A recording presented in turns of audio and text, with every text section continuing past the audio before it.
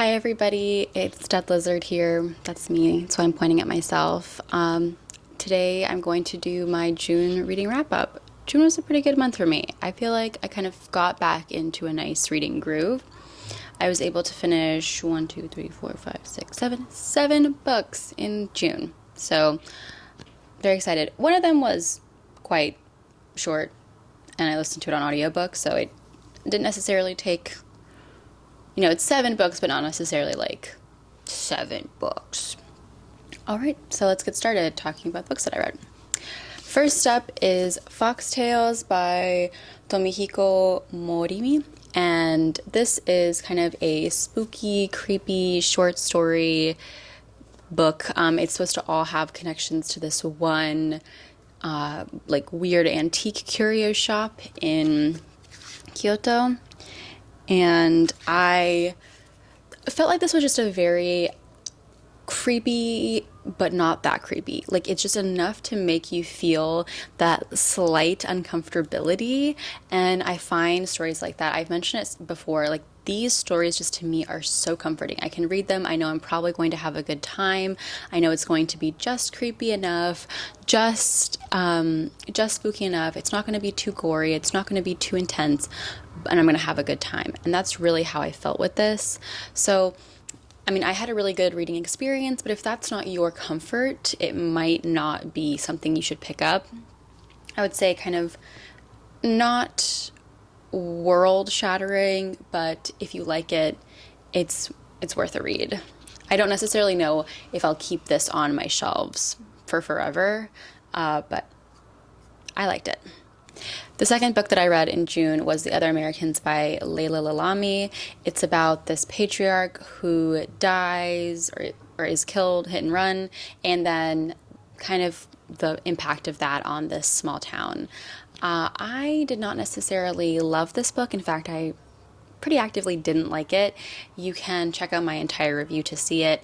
Basically, I didn't like the writing style. I didn't like some of the organizational choices that our author made either. I found them a little lackluster, and yeah, not a great reading experience from my end.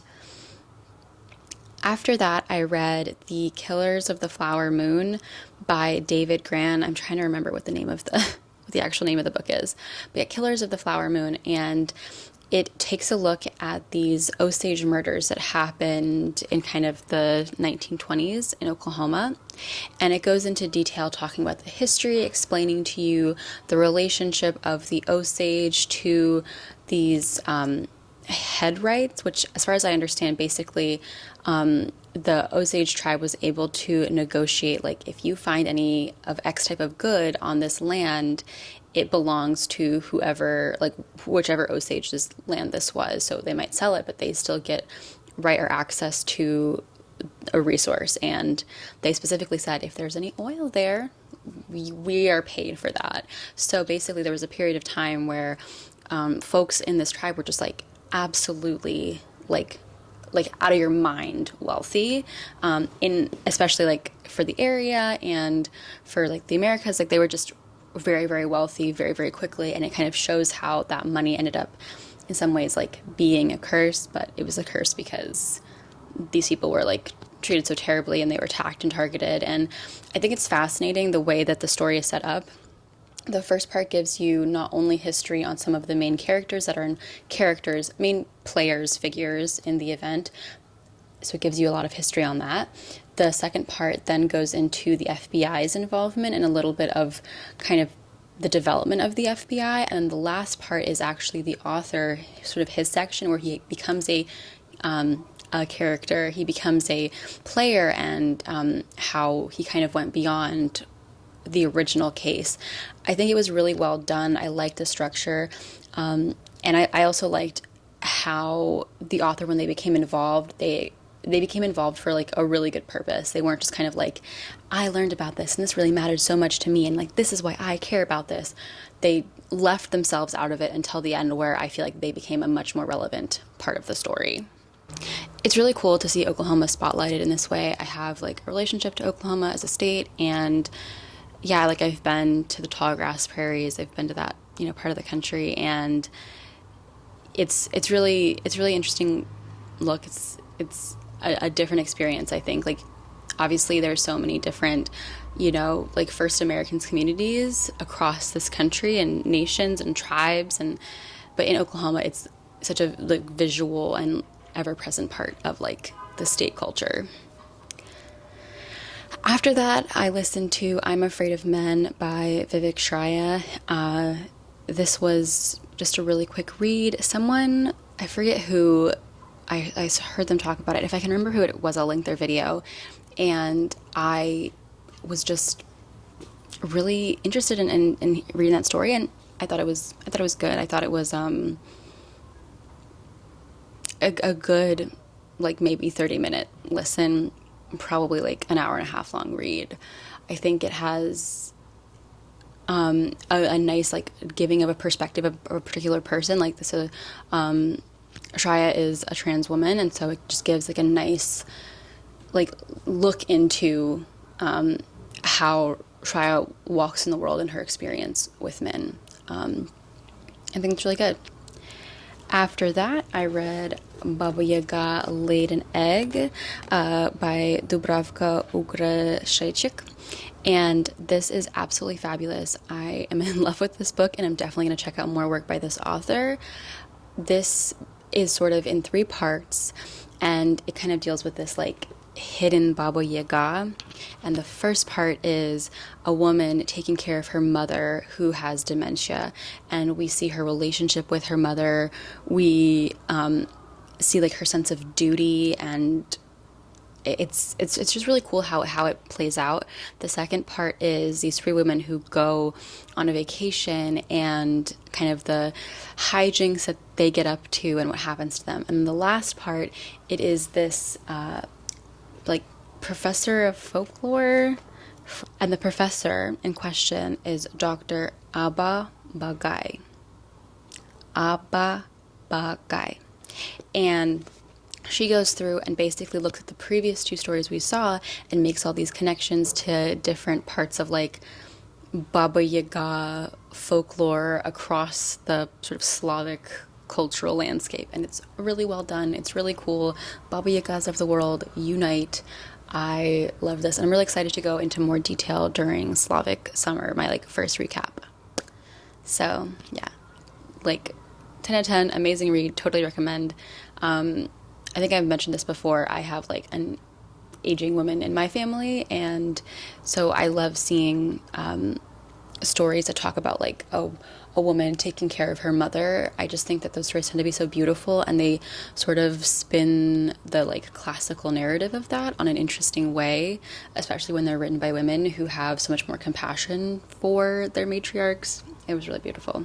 After Baba Yaga Laid an Egg, I read The Immortal Life of Henrietta Lacks by Rebecca Skloot. Now, 5 stars. 5 stars to Henrietta Lacks and her family. Not necessarily 5 stars to this book.